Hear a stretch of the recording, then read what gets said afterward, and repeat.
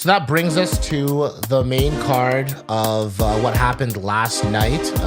As we're currently recording, it is Sunday, the 24th of March, 2019. And last night we had quite the show out of Nashville. Smashville got to watch a couple cool fights that changed the landscape of a couple different divisions. I think the first thing we can go ahead and look at is Curtis Blaydes before we get to Stephen Thompson. Let's look at Curtis Blaydes taking on Justin Willis. And what was a fight full of bad blood. Yes. So I didn't really catch much of the bad blood that went on before that. So I was kind of like, when the fight finished and Curtis Blaydes was still talking smack to Willis, I was like, why is he still doing this? I bet they had a lot of bad blood. He called him Big Titty. So, I mean, cool. Like, he dominated him completely. He outclassed him. At one point, I was like, why is this Willis guy like ranked? What was it, number 10 or something like that? Yeah, well, and I wasn't really familiar with him. He was ranked number 10. Yeah, and I wasn't really familiar with him. And I mean, other than the puncher's chance, one more time, I don't see his game having any other weapons. This is it, man. This is mixed martial arts. This isn't backyard brawlers. Right. As much as we'd love to, maybe there's an outlet for that. If you want to do that, there's an outlet for that. Correct. You're facing the top of the top, the best of the best. If you can't wrestle and I can, it's done. It's done. If you can wrestle in the UFC and you can have any type of striking defense to it so that you can engage and close the distance, like Ben Askren, you don't need the crispiest striking. Right. Having crisp striking, but not having any ground game. If the other guy has great ground game, you're striking for as long as you can stand up. Yes. Whereas when you wrestle, that's why they always say, when you're wrestling, you've got wrestling, you control where the fight takes place. Curtis Blaydes picked Justin Willis up time again and threw him time and time again. And Willis didn't really get up even once, really. Willis right? didn't hand fight. The only times he got up was when the new round started. That's pretty much it. And he got picked up, thrown. He'd stand up a bit. The second he got him, he put his second foot up, picked up, thrown again. He got ragdolled. And it wasn't even close. And the bad blood that they had between them, it really showed out. And I mean, Justin Willis has got 9 punches. Threw 9 total strikes. Like, that's problematic when you need to go and redo your ground game. See, here's the thing. When you start fighting guys I was listening to Justin Willis. He was on, I think, Matt Serra's podcast. And he was like, I've seen guys like Curtis Blaydes before. I call him a wobble wrestler. He's just a wobble wrestler, bro. You got taken for a ride. I thought I was watching, like, a child getting bullied. Yeah. Like, it wasn't fair, right? Because 7 takedowns, all of them were slams.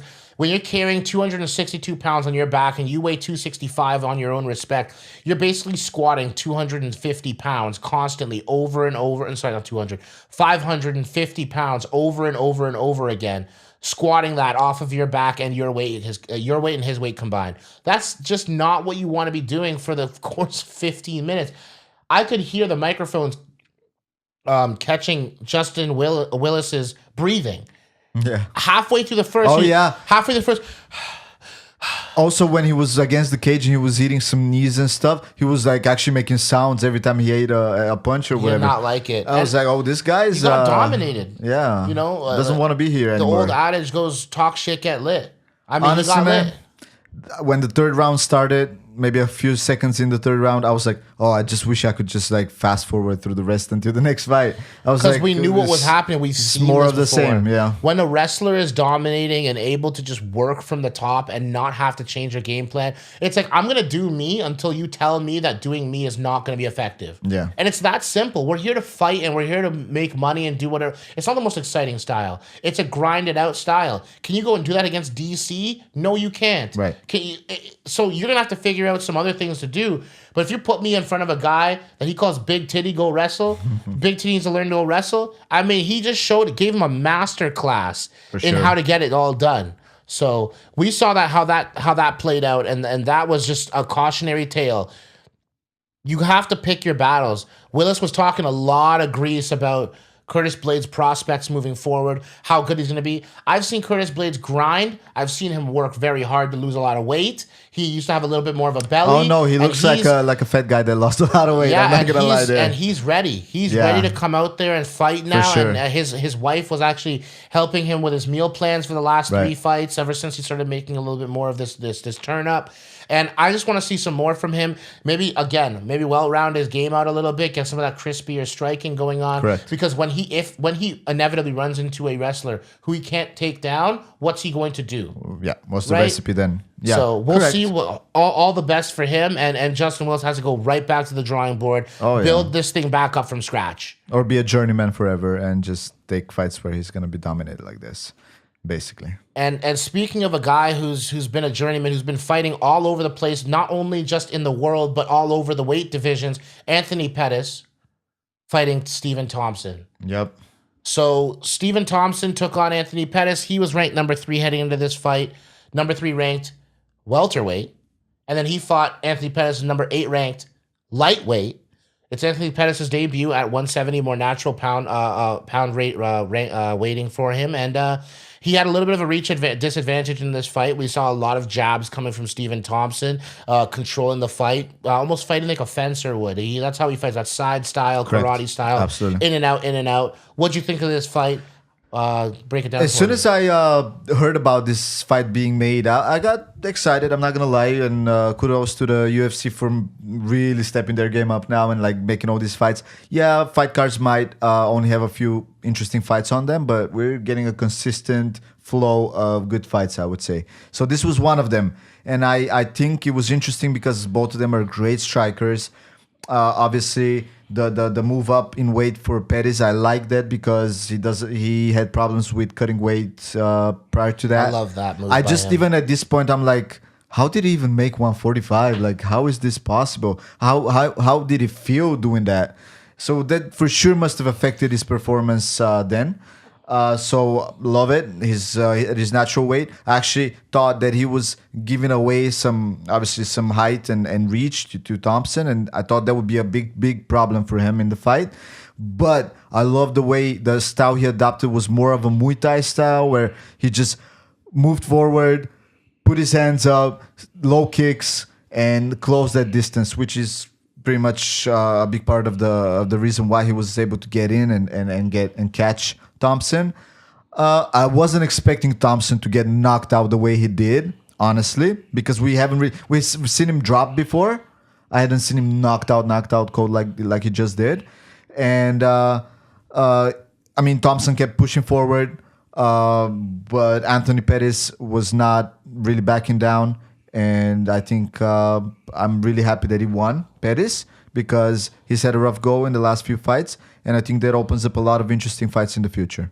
100%. And I have to agree with you every single facet. I'm really happy to see him at this weight class. This is a really important move for his career trajectory. This is a guy who was a lightweight champion at one point, man. Mm-hmm. And, he made that step. He did WEC. He did all that. But sometimes you got to make that change as your body changes, as your body ages. We need to adapt. And that's what life is all about. It's about adapt or die. And he's adapting to the game. He's not sitting there being like, I'm going to be stubborn and I'm worried about my strength up there.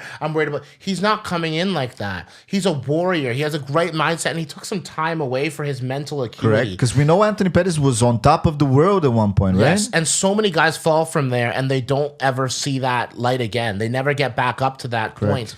And he took himself away from it. In fact, I was listening to Duke Rufus, his coach, and Duke Rufus, pretty much like his father, because Anthony Pettis and Sergio Pettis, the brothers, they lost their father when they were young. Right. So Duke Rufus has been like that surrogate father for a little, in certain respects. And Duke Rufus actually offered Anthony Pettis an opportunity to walk away from the gym for a little bit. Right. He kicked him out the gym for a week. And they said it was really difficult for him to do, but it was necessary. And Pettis did a lot of soul searching and understand that, you know what? I started to rely and buy in too much to my nickname, Showtime. Yeah. Time to get back to the basics. Mm-hmm. And like reconstructing something that's not entirely broken takes a lot of maturity. Oh, absolutely. It takes a lot of maturity to be like, you know what? you could easily sit there and be like, I'm good enough. It doesn't make a difference. I'm just going to try harder, try harder. Yeah, just he do said, what I used to do. And let's go back to what gave me success, which was basics mixing in the unorthodox, which is exactly how he ended up winning this fight. Right. So a few points here. First of all, obviously, the way he ended it, that Superman punch off the cage, I was absolutely dead. Pettis came out. He was smart with that Muay Thai style. Yeah, he came out with a Muay Thai style, very compact, and I hadn't seen him stand like that before. Not especially it's an open, rangy guy who's standing sideways, ready to sidekick you at any moment. So he took some damage on the way in. Like he was walking and catching jabs, but nothing that really broke him. He got his nose broken. He was bleeding. He was breathing through his mouth, but he was still confident and walking forward and stuck to the game plan. Muay Thai, compact, leg kick, over and over again. I loved that technique he was using, where he was throwing his right kick, and throwing across the body of Thompson and hitting the back thigh, which he plants off of as a guy who's karate style using the back leg. He took away his base. Yeah, so smart taking away the back leg. So when you go and do something like that, it's smart. Stick to the game plan, like I was saying. So I was actually it's very interesting to me because it's like Stephen Wonderboy Thompson forgot for a second who he was fighting when he got knocked out. That's true. Because he did a side kick, it kicked him up against the cage, and he just took one, not lazy, but he took a normal step back that would get you enough range from everybody else. Right. But Anthony Pettis, he pushed off the cage. He didn't do like a kick off the cage, but he went into the cage and used the momentum and did a Superman hook. It was very nice. It was a very wild technique. A Superman, not a jab, but a Superman hook. I loved that. And he really made Stephen Thompson pay the price. He looks great at 170. And what's interesting now is he's only one of 3 fighters with a win in featherweight, lightweight, and welterweight. Right. Can you name the other 2? Quick little. See if you can name the other 2 fighters. Connor. Yep. And BJ Penn. Kenny Florian. Oh shit. Kenny Florian is the other one. Nice try though. That was close. Yeah. You would have made me think if I didn't look it up. Right. Featherweight, lightweight, and welterweight division, a W. Kenny Florian, Ken Flo. Big shout out to the OG. Yeah, OG. But yeah, I mean, he came and he beat a third ranked welterweight. That's a huge step back in terms of, and this is where I was getting at a little bit earlier. If you watched our Till commentary, go check that out if you haven't. This is why the Thompson fight, a lot of fighters don't take on all comers regardless of rank. Correct. Because he has lost to the 8th ranked lightweight. That hurts you really bad if you're trying to grab that strap. Yeah. He took a fight with nothing to gain and everything to lose. Right? Yeah, that's what it seems like. Other than maybe, it's gonna be a nice show for the audience. Right? And I think he thought, not that he underestimated Pettis. The whole time he was talking about how he's like a ninja. Yeah. I think he forgot for a second about what ninjutsu. I think he might have underestimated him at some point in the fight while they were in there. He got comfortable. I saw him smile a couple times when Pettis was trying to do some crazy stuff.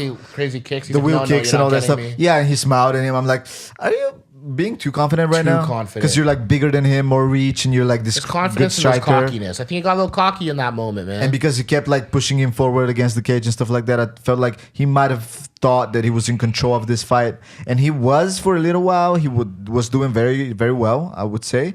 But I mean, and you know what? This finish reminds me a lot of the Masvidal finish in a way that one fighter is the more, like favorited fighter, and he keeps moving forward, pushing you forward. Arrogant. You're the smaller fighter, but you wait for that counter. There's an arrogance in that comfortability. As long as you have good defense. Susceptible. Yeah. So I mean, and at the end of the day, like, there's nothing to take away from Stephen Wonderboy Thompson. No, he's had 80. He's had 80 career pro fights. Yeah. This is his first time getting knocked out. The man is a G2, man. Let me say that again for you guys. 80 pro fights. That's combining, kickboxing, UFC, whatever. So his UFC record is 14-3-1 now.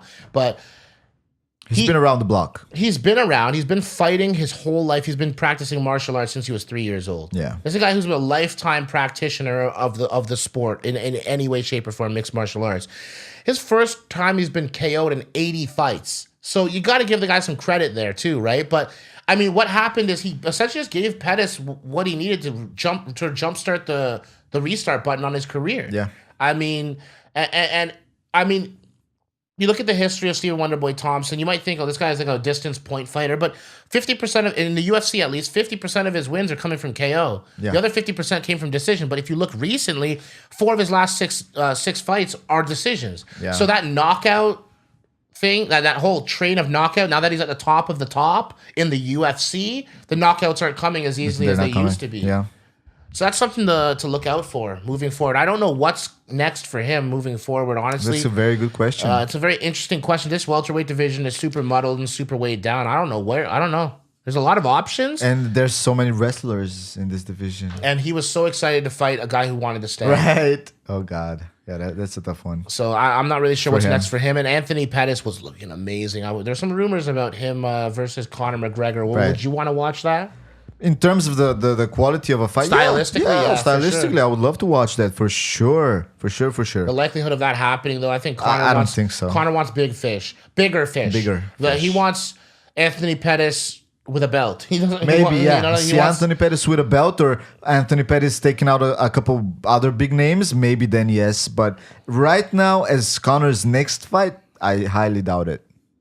So we'll have to see how that pans out, but that about wraps up where Pettis and Thompson lies at home. Let us know in the comment section if you guys agree with our assessment.